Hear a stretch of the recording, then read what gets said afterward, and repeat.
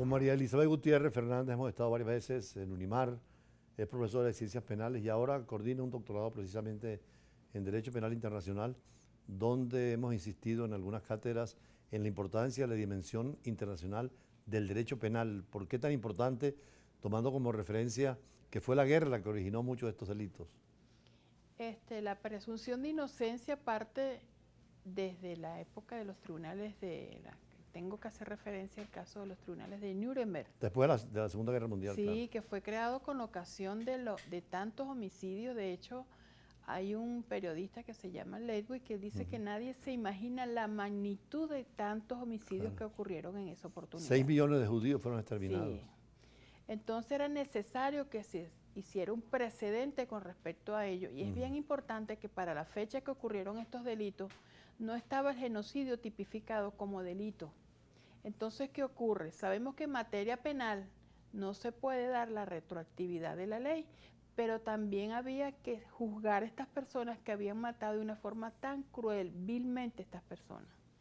Entonces, de allí nace la presunción de inocencia. Que además es fundamental porque en el origen de la Corte Penal Internacional que está funcionando en La Haya, en la base de la Corte Penal Internacional es precisamente los juicios de Nuremberg y lo que ese derecho sustantivo y procesal pudo generar, ¿no? Sí. Entonces es muy importante para nosotros como abogados penalistas conocer el origen de ello, porque estos principios rectores relacionados con la presunción de inocencia son principios internacionales, porque no es solamente el juzgamiento de estas personas como inocentes, sino tratarlos como inocentes.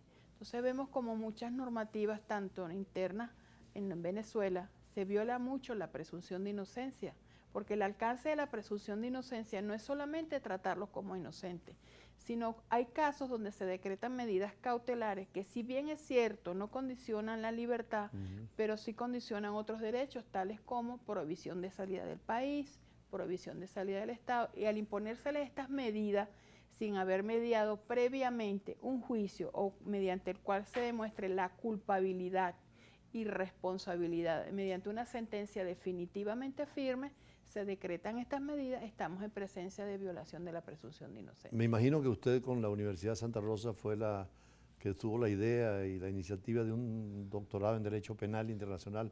¿Cómo nació esa idea? La Universidad de Margarita, la doctora Antonieta Rosales de Oxford, nos sembró a nosotros, apoyada por ella, se salió un semillero de estudiantes interesados en el doctorado, de los cuales ya vamos para la quinta corte del doctorado en convenio con la Universidad Católica Santa Rosa, el doctorado en Ciencias Penales y Criminalística, en el cual para ingresar a él solamente se requiere ser especialista o magíster. Ya vamos para la cuarta promoción.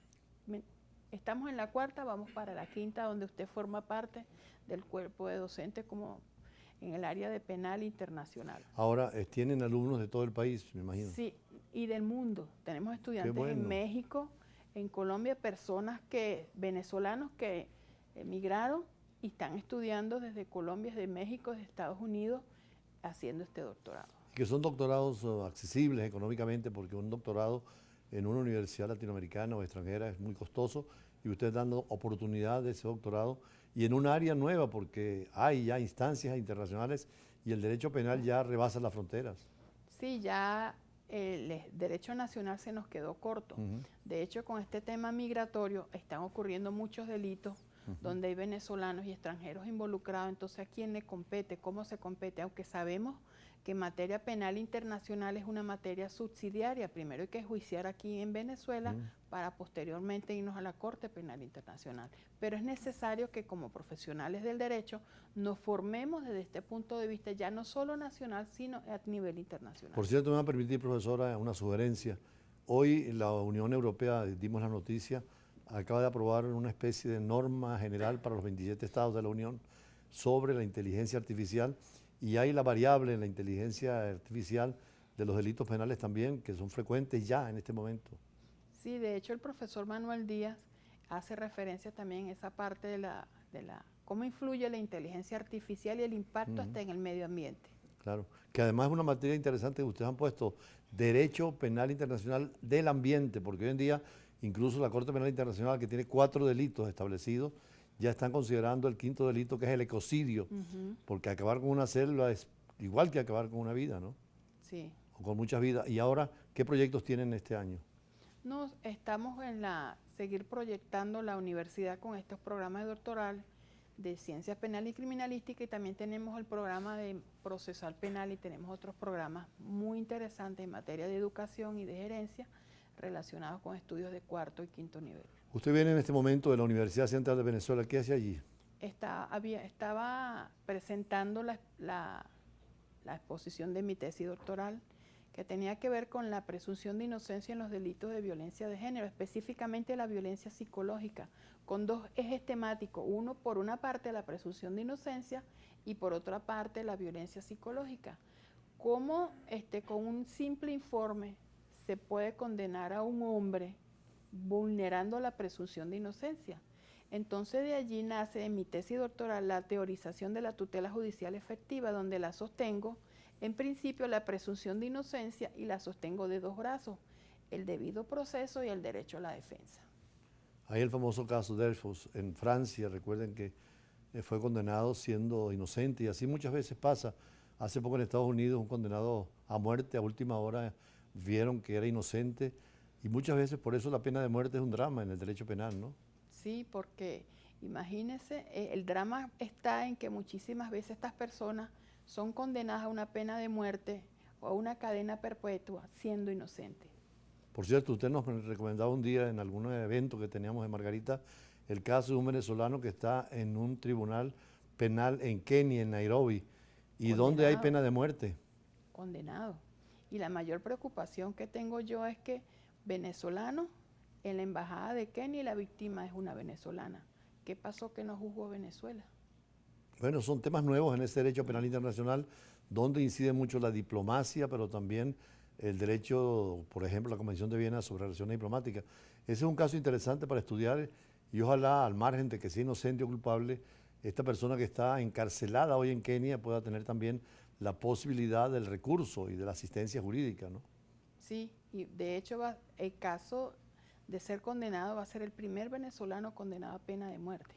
Bueno, son temas terribles, y duros, que el derecho tiene que humanizarse como duro. Toda la actividad humana, y ustedes con lo que están haciendo en la docencia están buscando esos nuevos horizontes. Y yo me pregunto, profesor, cuando esta persona comete el delito es un homicida, Claro. Pero si el Estado lo comete, ¿será o no será homicida? Ese es el gran argumento, precisamente, que con una muerte no se puede saldar otra muerte, y que siempre hay esperanza de reivindicar. Aquí tuvimos precisamente hace poco un campeón colombiano de boxeo, y nos decía él que en su vida fue brillante porque fue campeón mundial y tuvo mucha oportunidad, pero después tuvo la caída que tiene muchas veces el hombre famoso y con dinero en las drogas, pero que se rehizo, y ahora está un ejemplo de vida. O sea, toda persona, y esa es la necesidad de orientar la parte penal, las cárceles, el derecho. La resocialización, la humanización de las cárceles y de los funcionarios que trabajan en esa área específica, porque esa es un área, es muy sensible, es muy humana. Bueno, yo creo que inclusive en las cárceles podrían hacerse unos cursos de esta materia. En las cárceles también hay gente de todo tipo, y hay muchos que se reivindican, y algunos cuestionada su propia inocencia, ¿no? Sí. Por eso su tesis va a estar muy actualizada, así que me la hace llegar. Seguro, profesor. Y si a algún televidente le interesa, pues se las hacemos llegar también a través de contactobrújulainternacional@gmail.com.